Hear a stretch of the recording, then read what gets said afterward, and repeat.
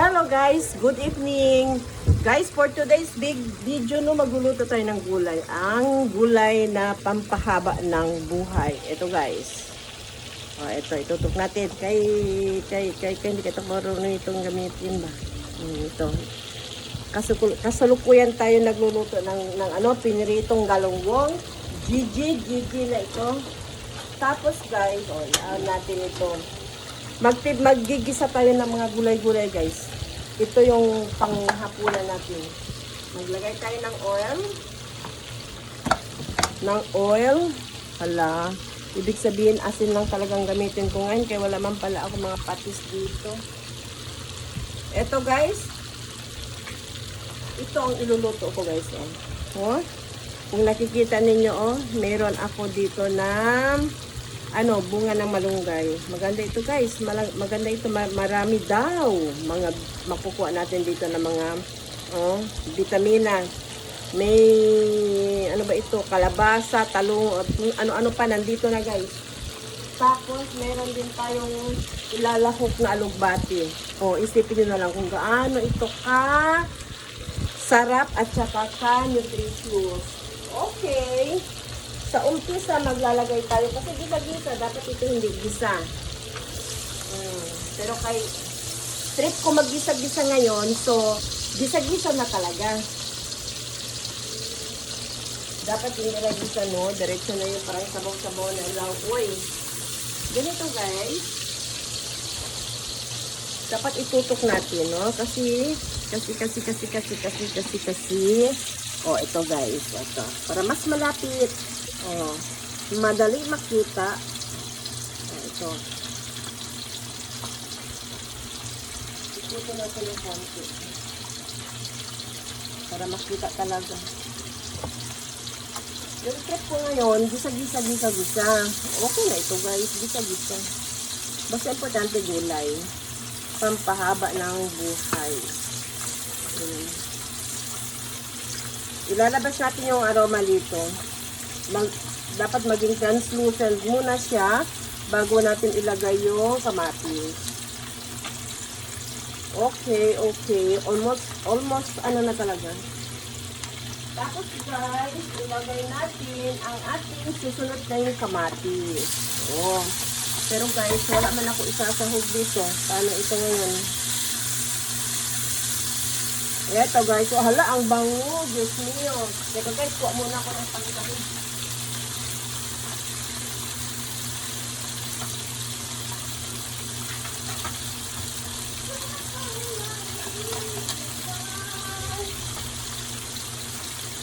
Ito tayo na isda ha. Lagyan natin ang pito isda. Para, hindi naman siya sobra na pero maganda lang tingnan, no? Parang kumukuha siya ng atensyon. Hatiin natin ito. Kumukuha siya ng atensyon. Iba pa rin yun guys, no? Pagbukas ng paglagay natin sa lamesa, no? Parang, wow, ang sarap ng ulam. Ito po guys. Gisa-gisa natin para maglabas konti yung lasa niya. Anyway, hindi naman talaga ito no? Pero gano'n naman talaga ang Pinoy, no? Kahit mga gisa-gisa lang kung ano mga leftover, ilalagay natin. Tapos, guys, ilagay ko na ito. Hala, ang sarap. Ang sarap talaga nito. Dapat ganyan, nakatitig talaga. Ang sarap nito. Halo. Lagyan natin konting asin. Asin lang talaga. Wala akong bagoong. Wala din akong patin. So, yan lang muna. Pampalasa. Hindi ko alam kung ano ang recipe na ito guys. Basta ganito lang. Simpleng luto lang din. Para meron lang tayo malilingon. Kasi kung wala tayo malilingon, prito lang puro. Ma-stiff neck tayo. Ito guys. Kailangan itakpan natin ito. takpan natin ito para yung ano, yung gulay, no, yung tawag ito, yung asin, yung mga rekado, ma-absorb ng gulay yun para sumarap. Ito guys, takpan natin. Aruroy. O, takpan natin ng takip na salamin para makita natin yung loob.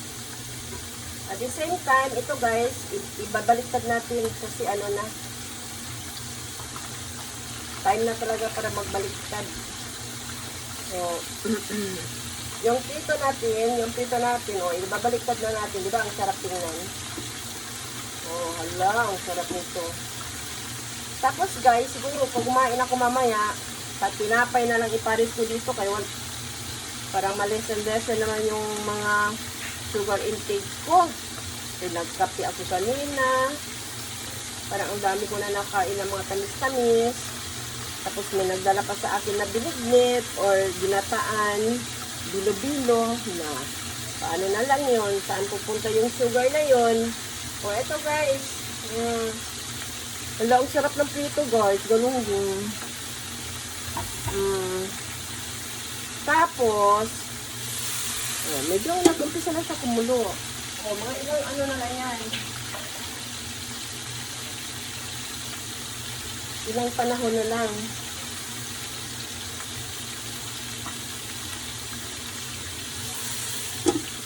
Babaliktad natin. Para habang nasusunog na sa ilalim guys. Pero nagpo-produce naman talaga siya ng tubig. Masarap din yung parang maluluto muna sa sandali ng tubig niya. Yung tubig ng gulay. Oh, diba? Oh, saan pa kayo yan? Ang sarap tingnan. Itong malasa na gulay na ito. So, ngayon, maghanda tayo ng pangsabaw.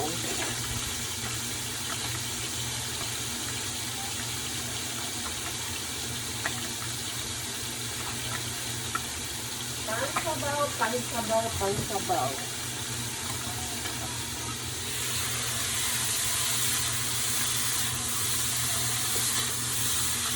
Wala, maamoy siya. Maganda sana patis. Wala naman ako patis. Nakalimutan ko magdala. Mamaya ko nalagyan ito ng asin. Tapos guys, i-check natin kung ito naman prito dito is ready na para makuha. But hindi pa ngayon, kailangan pa talaga konting prito. Konting ano pa. Konting prito pa guys. Oh. Diba? Di, maparami na naman ang kain natin ito. Kasi magkaano talaga. Makapal na talaga yung pizza at saka gulay.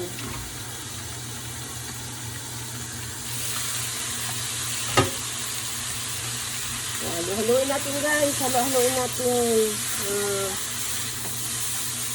Ala, nakatubig talaga sa konti guys, oh. Ito ang kasimple. Ganito ang kasimple. Maglagay tayo ng sabaw.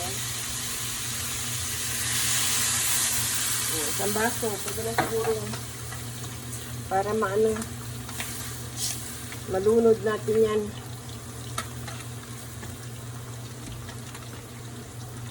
Ito guys, takpan natin. Hayaan natin yan kumulo. Habang nagpupulo, habang nag-antay tayo na kumulo, yan, ayos-ayos dito para kaunti na yung igasin, para aayusin dito.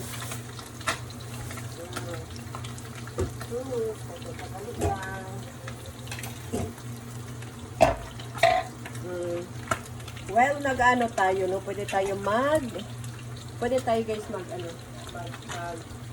video, pwede makalat-kalat na pinaglutuan natin, na ilalagay natin sa tamang lugar. Ito lang yun.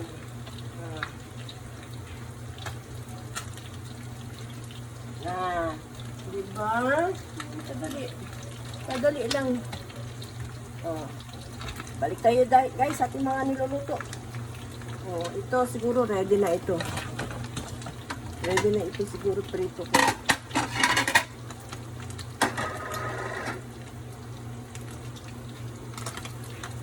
guys, ang ganda.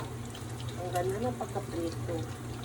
Tamang-tama. Kasi yung prito guys, hindi tama yung sobrang, ano na siya, sobrang babad na siya sa init, sa mantika. Kasi nawawala na rin yung lasa niya. Para na rin yung maintindihan na tuyong-tuyo na. Hindi na, kahit pa sabihin mo, lagyan mo ng sausawan, parang hindi na rin nakukuha yung tamang lasa niya. Yung lasa niya nawawala na sa sobrang prito. Ganito guys, tamang-tama lang. Malambot pa rin yung niya, yung laman niya. Ganito na yung kulay, pero malambot pa yung laman. So, ibig sabihin, tamang-tama na po ito. Hindi ibig sabihin na matigas siya. Okay guys, luto na. Pwede na ito. Okay, tapos, antayin na lang ito kumulo. Antayin kumulo. Tapos, ito guys. Hindi natin ito dito. Tapos, mag-shoutout muna tayo sa mga kaibigan natin. Yung mga kaibigan natin, na kasing ganda ko, sino pa? Yung mga classmate ko, sa Dipolog, Dipolog Medical Center, sa mga kamag-anak ko dito at mga malalayo kong kaibigan, kumusta kayong lahat? And sana maayos lang kayo, nasa mabuti kayong kalagayan, no? Siguro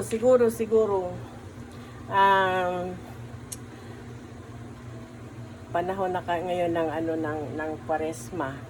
Siguro kailangan magsimba-simba tayo, makinig ng mga salita ng Diyos para mabawasan yung natin, kasalanan natin. Ito guys. Kailangan medyo kunting na. Ay, pasensya lang talaga yung camera ko. Hindi talaga ako marunong sa mga camera. Malapit na. Almost done na talaga ito. Ang ganda.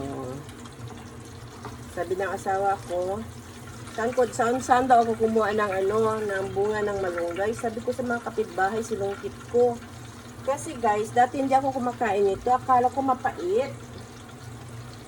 Pero, nung tumira ko sa loob ng kampo, maalala ko talaga minsan na sumakay ako ng 6x. Tapos, dumaan kami sa may mga malunggay. Mataas yung malunggay. Mataas yung 6x. Di kayang-kaya kunin. So, pagdating ng kampo, niluto nila at nakain ko rin. Ang sarap nung pala. Matamis-tamis. Akala ko kasi ito, dati is, mapait. Pero hindi pala guys. Masarap pala ito. At saka sabi nila, mas nutritious pa daw ito kaysa dun sa, tawag ito, yung dahon. Mas maganda pa daw ito kaysa dahon. Kaya, napabilib naman ako kasi masarap eh. Masarap talaga siya guys, lalo na pag ilalagay ninyo sa munggo. Yung munggo ilalaga, tapos igisa ninyo na may taba ng baboy. No, yung may karning baboy kayo ilalagay. Ilalagay nyo yan, tapos maglagay kayo ng alugbate. Ang sarap talaga guys, parang siya talaga ang pinaka-partner. Tapos kuminsan maglalagay pa kayo ng yung yung kamote na laman. Mas masarap talaga siya, matamis-tamis. Kaya guys, doon ako natuto talaga sa kampo mo kumain ng mga ganitong pagkain. So nakita ko doon sa kapitbahay ko na marami palang ganyan. Iba ko ng sinungkit ko. Hanggang nakuha ko talaga. O, di ba? Kaya kasya na yan sa isang kainan namin. Kami lang naman yun. And, dali lang. Malayo ako. Kumuha ko ng panglagay ng sabaw. Kailangan may sabaw, okay? Mas masarap kasi ito pag may sabaw, guys. Kasi may dahon-dahon ako, kailangan may sabaw. Kaya may dahon-dahon ako. Ito, ganito lang guys. Ganito lang, simple-simple. Pero maganda sana ito pag ginamit ko yung bagoong. Wala man ako, meron ako bagoong alamang. Ginamo sana masarap dito. ginamos or kaya patis. Ito lang guys. Mabagal kumulo. Kasi yung ano ko, hindi ko maintindihan. Yung ano ko guys, yung, anong tawag nito? Yung kalan ko, hindi siya gaano ma-pressure magbigay ng apoy. Parang ano lang talaga siya, pangbahay lang talaga. Kung gusto lang talaga, kung sabihin gustong palakasin talaga, yung isang tawag ito, mayroon talaga yung pang pressure cooker, pang pressure talaga yung yung gas na lumalabas. Mabilis talaga yung kumulo. Ito kasi medyo mahina man talaga, hindi ko maintindihan kung anong wala naman daw itong yung pinaka-adjust na talaga ito. So ibig sabihin hanggang doon lang talaga siya. So antay-antay lang tayo konti guys para medyo maluto pa yung kalabasa kasi siya yung matigas. Matigas pa yung kalabasa. Tapos tikman natin kung halimbawa okay na siya. Lagyan ng dagdag konting kay konti lang yung nalagay ko na magic sarap.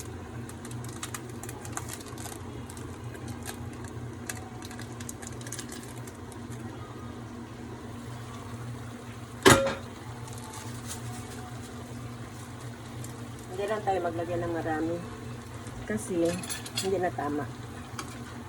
Maganda yung guys yung yung dapat labo ito guys no.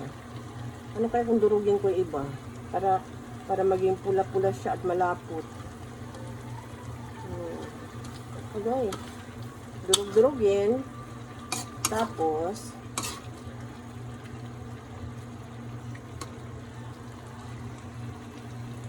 wala, sarap. Hello guys, oy. Ang sarap.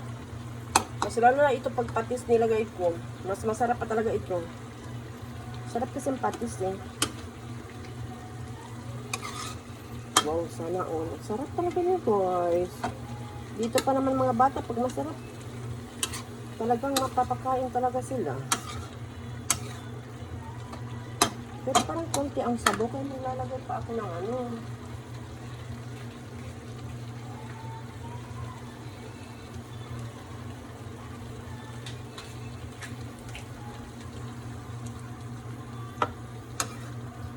Wow. Diba? Katakam-takam natin tingnan ito. Parang ang sarap guys. Uy. Ginoo ko. Por eso yung mga yung mga nasa kampo dati na mga Ilocano, masarap talaga sila magluto. Ganito lang naman sila niluluto nila. Parang doon ko na rin natuto na ganun pala. Simpleng pagkain lang pala pero pwedeng pasarapin. Simple lang yung mga nilalagay kasi syempre nasa kabundukan ka. Puro gulay. Pero pag kain na talaga, ang sarap kumain kasabay sila. Parang Ito guys, konti na lang ito. Almost na ito. Dapat lang talaga ito maluto na. Kaya kanina pa. Oh, pwede na ito guys.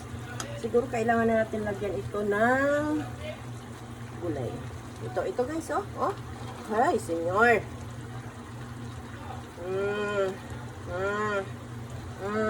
Ito yung hapunan natin. Alam nyo guys, umaga, tanghali, hapon, hindi kami hindi kami nagluluto. Talagang umaasa kami sa mga pagkain na luto na bumibili na lang kami ng luto. Umaga, tanghali. Pero gabi, pinipilit mo na makaluto naman ako. Kahit para yun bang bilang magulang, nanay, asawa, yung parang ginawa mo naman yung tungkulin mo. Kahit sa ganun na lang, kahit sa gabi na lang, pwede magluto. Dagdag tayo ng konti, kaya parang nawala yung sabaw. Guys, since alugbati naman siya, no, medyo matigas. Kasi ngayon, tig-init, ang alugbati medyo matigas, medyo tuyo siya. So, itatakpan natin para maano siya, anong tawag ito? Parang half cook muna siya. Tapos saka na lang iganyan-ganyan para talaga siya, maitamaan siya ng mga sabaw para sumarap siya, no? Para sumarap siya. Ganun lang guys, ganun lang kasimple. Panghapunan namin, pwede na.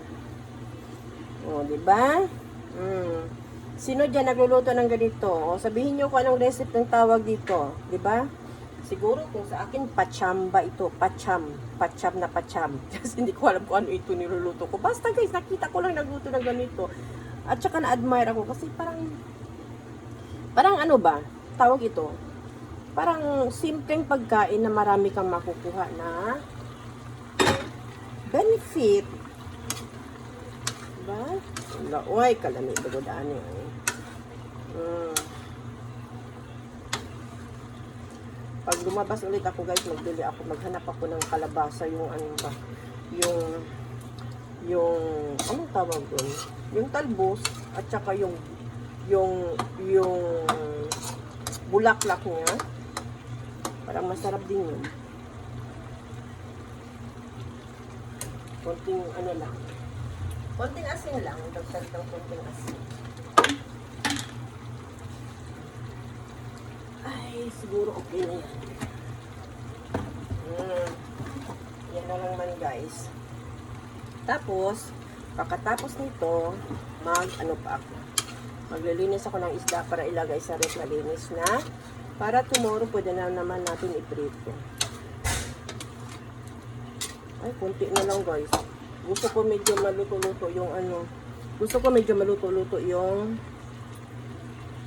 gulay, yung ano, yung dahon para ano talaga siya guys, concentrated yung ano, kasi yung alugbati parang ano siya, parang tuyo siya ba, hindi siya masyadong ano, kasi siguro na summer ngayon, parang hindi siya parang masarap talaga ipakulo-kulo pa ng gusto para maluto siya, parang hindi siya iba yung ano niya, anong tawag yun, parang lanto ang amoy niya. Siguro almost done ito. Almost done. Kuha tayo ng panglagay.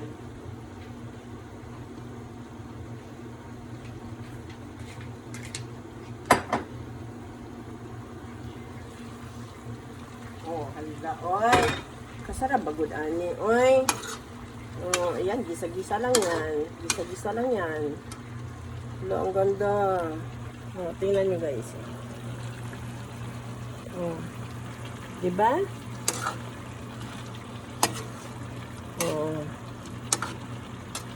Yehey!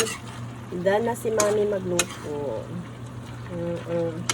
Bali-bali natin. Hindi pa ko kontento dito sa alugbati nito. Ano siya? Masyado siyang tuyo. Gusto ko yung ano siya. Medyo lata-lata. Guys,